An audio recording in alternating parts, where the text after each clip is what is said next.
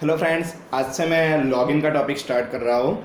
तो आज हम डेटाबेस में यूज़र नेम और पासवर्ड हमने स्टोर करवाया हुआ है, तो वो चेक करवाएंगे कि अगर राइट हो तो हमें प्रिंट करके दे कि your user name and password is right.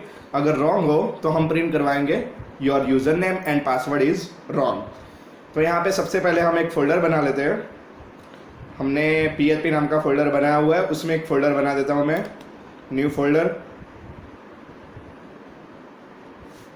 उसका नाम दे देता हूँ लॉगिन। अब मैं यहाँ पर फोल्डर को रन करता हूँ, localhost/php। उसमें हमने क्या बनाया, लॉगिन, तो /लॉगिन। इसको हम रन करते हैं। अब मैं इसमें एक फ़ाइल बनाऊँगा। हम नोटपैड++ ओपन कर लेते हैं, उसमें एक न्यू फाइल बना लेते हैं।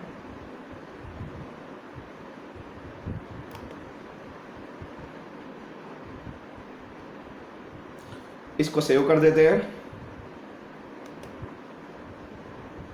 सेव में यहाँ पर index.php से सेव कर रहा हूँ। और कहाँ पे सेव करना है हमें, लॉगिन नाम के फोल्डर में, जिससे कि मैं लॉगिन पे जैसे ही जाऊँ तो index.php रन हो। तो सबसे पहले मुझे एक फॉर्म बनाना होगा जिसमें दो फील्ड रहेगी, यूज़र नेम और पासवर्ड। तो यहाँ पर मैं एक टेबल बना लेता हूँ टेबल टैग से। यहाँ पर मैंने टेबल टैग स्टार्ट किया, टेबल टैग ओवर। उसमें मैं एक रो बना लेता हूँ, जो रो यूज़र नेम के लिए होगी। तो यहाँ पर मैं एक TD ले लेता हूँ, एक कॉलम बना देता हूँ TD। उसमें क्या, यूज़र नेम और टेक्स्ट फील्ड आएगी जिसमें यूज़र नेम लिखेगा, तो TD ओवर। और उसके अंदर input type is equal to text. अब दूसरा एक TR बना लेंगे जो पासवर्ड के लिए होगा।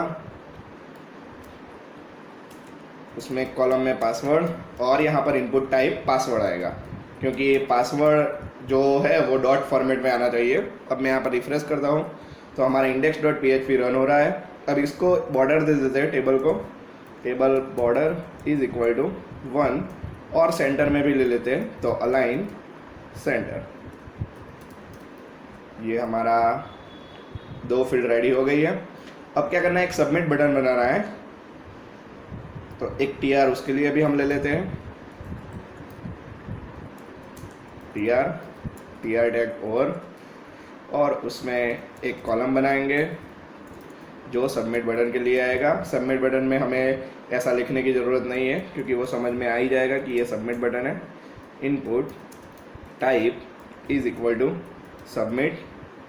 उसकी वैल्यू मैं दे देता हूँ लॉगिन।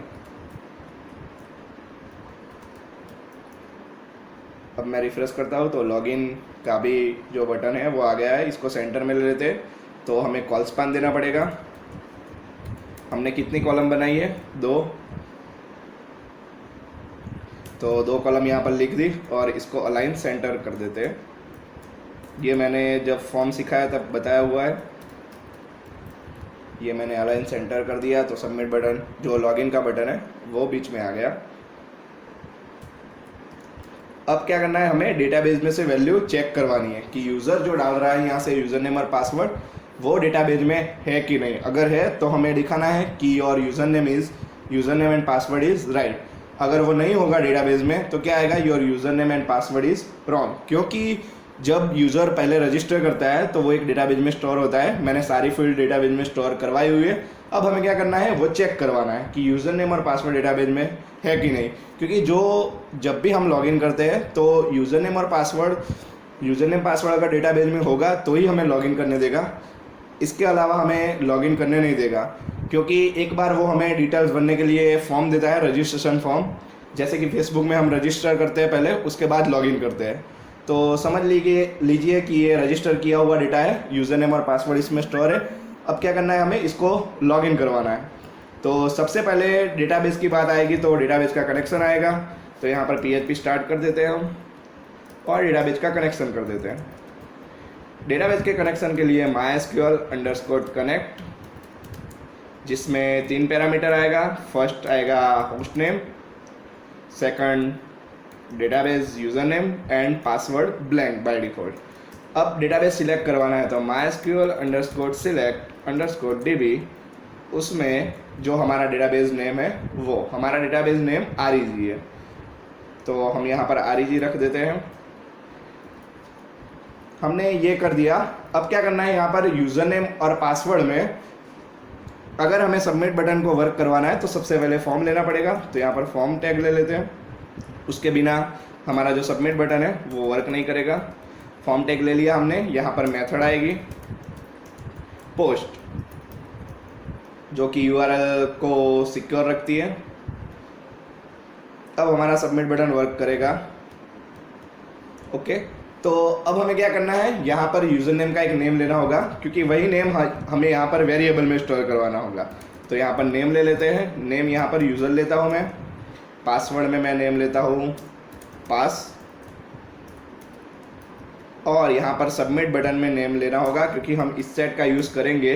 क्योंकि हमें क्या करना है, जब भी सबमिट बटन पर क्लिक करें तभी वो हमें बताना चाहिए कि your user name and password is right और रॉन्ग। यहाँ पर मैंने नेम ले लिया है। अब यहाँ पर इफ़ इस सेट आएगा, क्योंकि हमें जो भी चेक करवाना है वो सबमिट बटन के ऊपर ही करवाना है। तो यहाँ पर इफ़ इस सेट $_request, उसमें सबमिट बटन का नाम जो कि हमने क्या लिया हुआ है, सबमिट।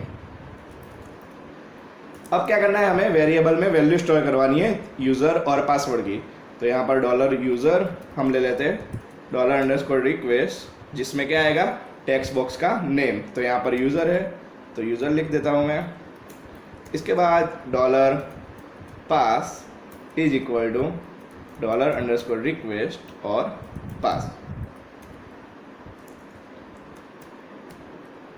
अब हमें क्या करना है, डेटाबेस में से वैल्यू पहले चेक करवानी है। तो चेक करवाने के लिए कौन सी क्वेरी आएगी, सिलेक्ट, क्योंकि हमें डेटाबेस में से सिलेक्ट करवाना होगा कोई भी एक डेटा। तो यहाँ पर सिलेक्ट की क्वेरी आएगी। तो MySQL अंडरस्कोर क्वेरी, इसमें select star from table name, ये पहले क्वेरी रखते हैं हम। Select star from table name, हमारा टेबल नेम क्या है, यूज़र। तो यहाँ पर यूज़र लिख देते हैं। अब ये क्वेरी का मतलब क्या हुआ कि डेटाबेस में से जो यूज़र नाम का टेबल है उसमें से सारे डेटा वो चेक करेगा, लेकिन हमें क्या करना है, एक ही डेटा यहाँ पर फैच करवाना है। ये क्या करेगा, सारे डेटा फैच करवाएगा। तो हम इसको एक वेरिएबल में पहले स्टोर करवा देते हैं, $query। अब यहाँ पर हमें चेक करवाना हो कि यूज़र नेम और पासवर्ड जो यूज़र ने डाला है वो सही है कि नहीं। तो यहाँ पर वेयर कंडीशन आएगी। वेयर डेटाबेस में कौन सी फील्ड है, ये दोनों चेक करवाना है। तो डेटाबेस में यूज़र है, where user is equal to, अब क्या चेक करवाना है, जो यूज़र डाल रहा है वो। तो यहाँ पर जो यूज़र डाल रहा है उसकी वैल्यू कहाँ पर स्टोर है, $यूज़र में। तो user is equal to $user. अब यहाँ पर हमें ऑपरेटर का यूज़ करना होगा, क्योंकि क्या है कि हमें दोनों वैल्यू चेक करवानी है। दोनों में से कोई एक वैल्यू चेक करवानी हो तो और ऑपरेटर, अगर दोनों वैल्यू चेक करवानी हो तो एंड ऑपरेटर। तो यहाँ पर एंड ऑपरेटर आएगा, and pass is equal to $pass। यहाँ पर सिंगल कोट्स कर देते हैं, $यूज़र एंड $pass। ये हमारी क्वेरी रहेगी। Select star from table name where user equal to, जो यूज़र डाल रहा है वो वैल्यू, और डेटाबेस में से पास पैरामीटर है, फिर $pass जो हमने लिया हुआ है वो। अब क्या करना है, हमें रो काउंट करवानी है, क्योंकि सारी रो चेक करवानी है। सारी रो में किसी भी आईडी में हमारा डेटा हो सकता है, किसी भी रो में डेटा हो सकता है। तो यहाँ पर रो काउंट करवा देते हैं। MySQL underscore query, okay, MySQL underscore number underscore row, जो रो काउंट करने के लिए यूज है, यहाँ पर $query। अब इसको क्या करना है, एक वेरिएबल में स्टोर करवाना है। तो यहाँ पर $रो काउंट ही ले लेते हैं हम, जो उसका काम है $रो काउंट। अब यहाँ पर हमें चेक करवाना है कि रो काउंट में कोई एक रो मिलती है तो क्या होगा, your user name and password is right. तो if condition, if $row count equal true, अगर उसको एक भी वैल्यू मिल जाती है तो क्या करेगा, वो प्रिंट करेगा echo your user name and password is right. अगर उसको नहीं मिलती तो हम यहाँ पर एल्स कंडीशन लगाएंगे, एल्स में हम प्रिंट करवाएंगे your user name and password is wrong, क्योंकि उसको कोई भी रो मिली नहीं है। Your user name and password is wrong. अब हम चेक करवाते हैं, हम पहले पेज में चले जाते हैं लॉगिन वाले। हमारे पास डेटा कौन सा है, यूज़र नेम और पासवर्ड हमने एडमिन डाला हुआ है, तो यहाँ पर चले जाते हैं, यूज़र नेम में एडमिन डालते हैं, पासवर्ड में एडमिन डालते हैं और लॉगिन करते हैं। तो यहाँ पर क्या आ रहा है, your user name and password is right. मैं यहाँ पर पासवर्ड देखने के लिए यहाँ पर टेक्स्ट कर देता हूँ थोड़ी देर के लिए, तो इनपुट टाइप पासवर्ड की जगह पे हम टेक्स्ट कर देते हैं, जिससे कि हमें यूज़र नेम और पासवर्ड दोनों दिखे। यहाँ पर मैं डालता हूँ एडमिन और नीचे भी डालता हूँ एडमिन और लॉगिन करता हूँ। तो क्या दिखा रहा है हमें प्रिंट करके, your user name and password is right. यहाँ पर मैं कोई और पासवर्ड डालता हूँ, एडमिन और एडमिन @12345 जो हमारे डेटाबेस में नहीं है। अब मैं लॉगिन पे क्लिक करता हूँ, तो क्या आ रहा है, your user name and password is wrong. यहाँ पर ए डालते हैं और पासवर्ड में बी डालते हैं और लॉगिन करते हैं, तो क्या आ रहा है, your user name and password is wrong. हम कोई और वैल्यू इंसर्ट करते हैं। अब देखो डेटाबेस में वैल्यू अगर यहाँ से PHP MyAdmin से इंसर्ट करवानी हो, तो यहाँ पर हमें इंसर्ट में जाना है। इंसर्ट में जाने के बाद यहाँ पर यूज़र नेम डाल देना है एडमिन @12345 ये हमारा यूज़र नेम पासवर्ड हमने डाल दिया है। आईडी डालने की ज़रूरत नहीं है क्योंकि वो ऑटो इंक्रीमेंट है। अब हमने एडमिन और एडमिन @12345 डाल दिया है। हम जाते हैं यूज़र में, यहाँ से डिसेंडिंग ऑर्डर में कर देते हैं, जिससे कि जो हमने लास्ट में डेटा डाला वो यहाँ पर दिखे, एडमिन और एडमिन @12345। यहाँ पर मैं चला जाता हूँ, यूज़र नेम डालता हूँ, रिफ्रेश कर देता हूँ पहले, उसमें यूज़र नेम डालता हूँ मैं एडमिन और पासवर्ड एडमिन @12345 और लॉगिन करता हूँ। तो ये क्या आना चाहिए, your user name and password is right. मैं इसको डिलीट कर देता हूँ। अब हम चेक करवा दें, रीसेंड कर देता हूँ मैं, तो your user name and password is wrong, क्योंकि वो वाला डेटा जो है हमने क्या कर दिया है, डिलीट कर दिया है, तो वो डेटाबेस में होगा ही नहीं, तो रॉन्ग बताएगा। अगर मैं एडमिन डालता हूँ तो वो राइट दिखाएगा, क्योंकि वो डेटा हमारे डेटाबेस में अभी स्टोर है। तो इस तरह से हम यूज़र से लॉगिन चेक करवा सकते हैं। नेक्स्ट वीडियो में हम लॉगिन को कैसे मैनेज करना है, यूज़र लॉगिन करता है उसके बाद लॉग आउट और वो सब देखेंगे।